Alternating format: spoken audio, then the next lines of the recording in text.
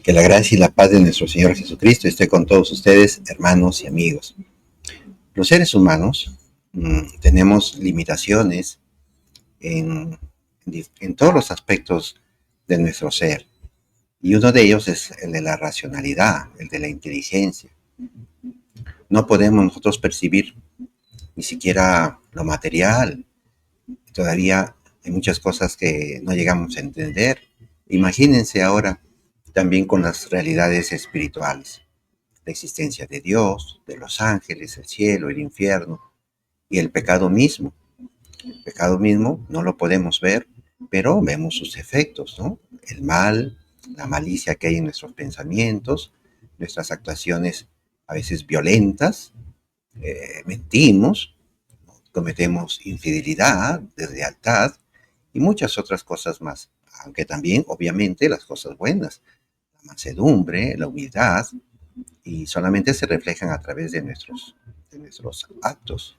Entonces, y como estas realidades espirituales no las podemos percibir, no las podemos eh, tocar, medir, porque no son sensibles pues a nuestro intelecto, ¿cierto?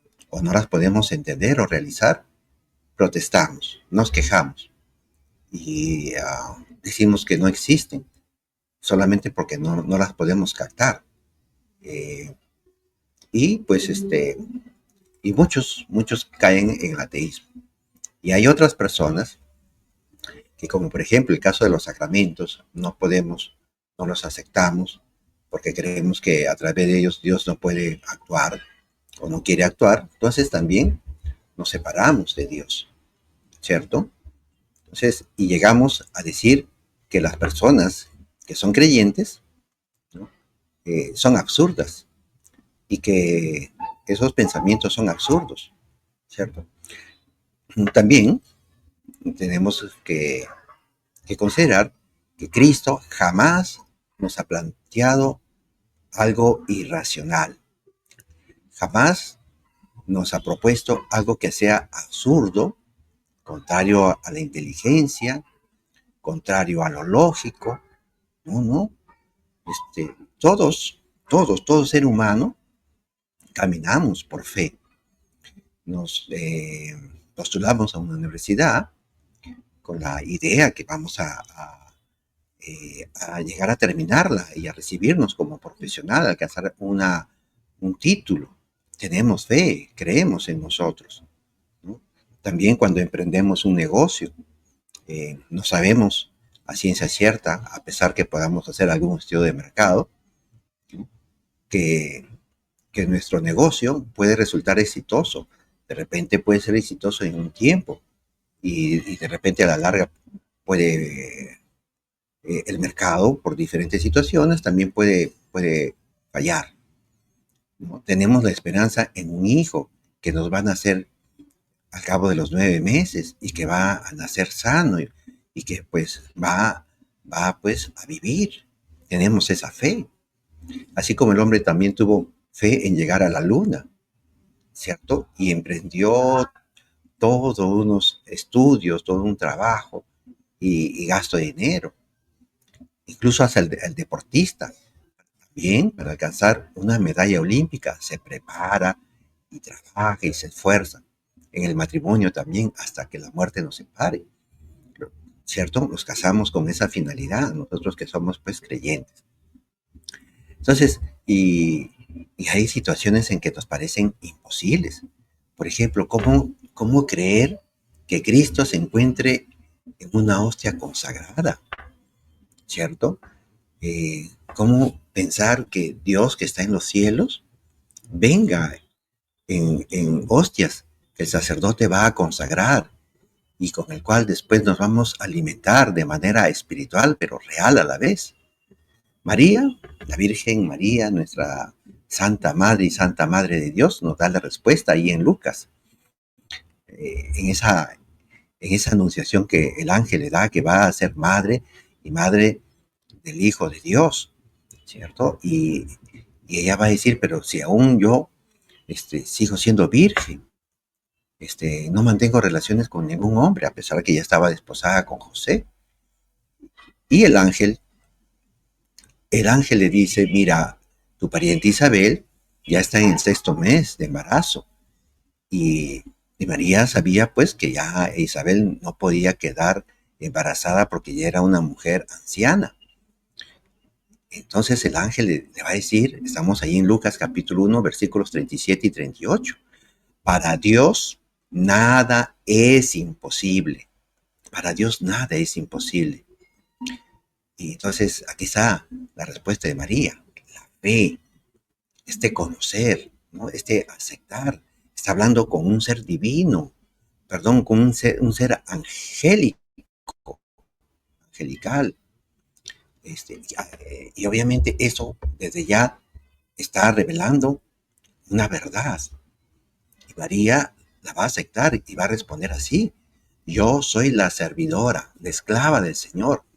Hágase en mí tal como lo has dicho. Palabra del Señor, gloria a ti, Señor Jesús. Entonces ahí está, el salto de fe de María, la respuesta de fe, lo que Cristo, el Señor, nos pide también para el caso de la Eucaristía. Y esto es lo que aquí en el Evangelio de Juan, capítulo 6, versículos 52 al 59, que les quiero compartir, es un llamado aquí a dar esta respuesta de cuando Jesús nos invita a comer su carne. Les voy a compartir la pantalla. A ver, vamos allá. Aquí está. Les comunico, les anuncio el Evangelio según San Juan. Gloria a ti, Señor. Los judíos discutían entre sí diciendo, ¿cómo este hombre puede darnos a comer su carne? Jesús les respondió, les aseguro que si no comen la carne del Hijo del Hombre y no beben su sangre, no tendrán vida en ustedes. El que come mi carne y bebe mi sangre, tiene vida eterna, y yo lo resucitaré en el último día, porque mi carne es la verdadera comida y mi sangre la verdadera bebida. El que come mi carne y bebe mi sangre, permanece en mí y yo en él. Así como yo, que he sido enviado por el Padre que tiene vida, vivo por el Padre. De la misma manera, el que me come, vivirá por mí. Este es el pan bajado del cielo, no como el que comieron sus padres y murieron. El que coma de este pan, vivirá eternamente. Jesús enseñaba todo esto en la sinagoga de Cafarnaúm. Palabra del Señor, gloria a ti, Señor Jesús. Este es uno de los textos más hermosos que encontramos en el Evangelio de nuestro Señor Jesucristo. ¿No? El pan bajado del cielo, no como el que comieron sus padres y murieron. Ese pan era un símbolo allá en el Antiguo Testamento, el maná, que estaba preanunciando, prefigurando a este pan bajado del cielo que es Cristo nuestro Señor, quien se va a ofrecer en forma de pan. Nos va a dar su carne, como dice ahí en Juan 6:51, en forma de pan. Y el pan que yo les voy a dar es mi carne, para la vida del mundo, para vida eterna. Entonces, Jesús ahí, para no dejar ninguna duda, va a ir reafirmando versículo tras versículo que tenemos que comer su carne.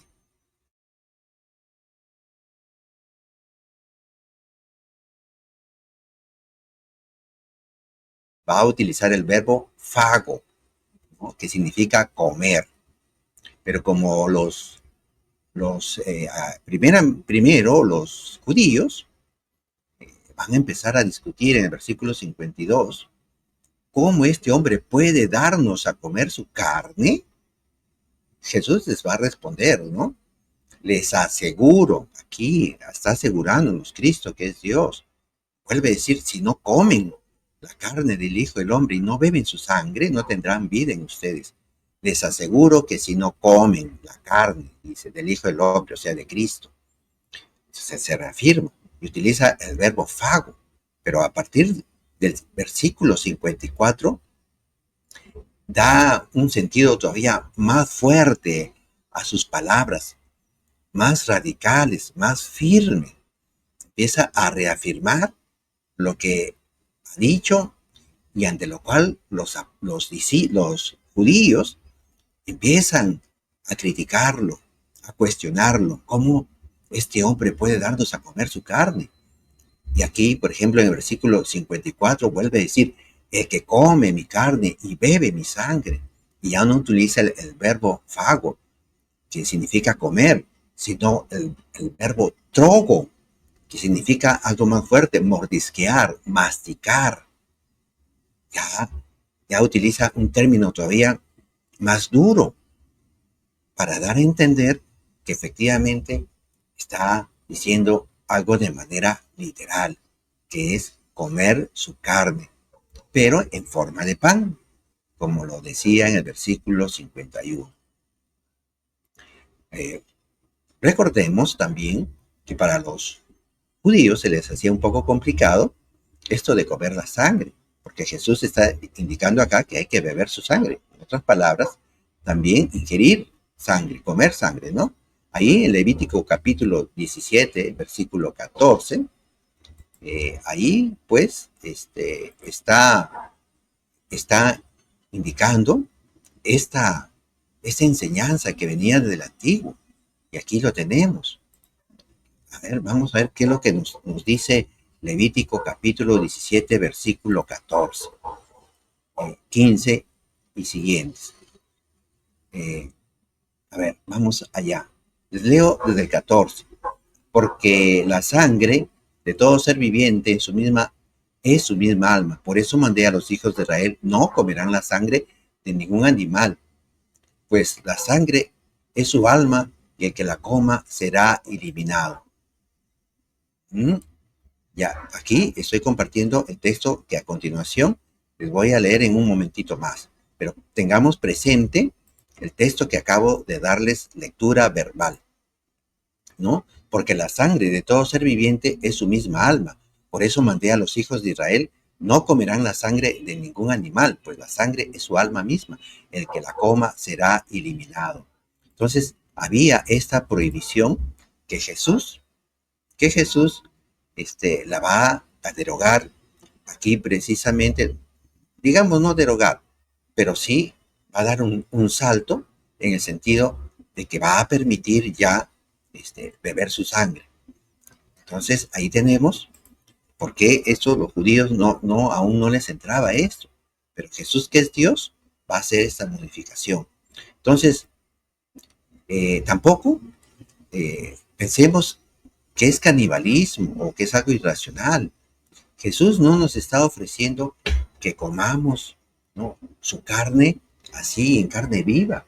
No, sino que está diciendo que nos va a dar un pan.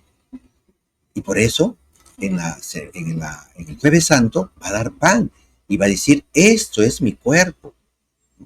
Entonces, y lo hace, claro, por diferentes sentidos. Una forma es que también ya en la antigüedad, ya uno de los sacrificios que se daba era justamente el de pan, como están en los libros pues de Levítico, Números, etc. Y también lo hace para que no tengamos repulsión. Aquí en el versículo 58 va a decir, el que coma de este pan vivirá eternamente. Entonces ahí tenemos esto. Y la diapositiva que les había exhibido se refiere al sacrificio de comunión. Vamos ahí nuevamente.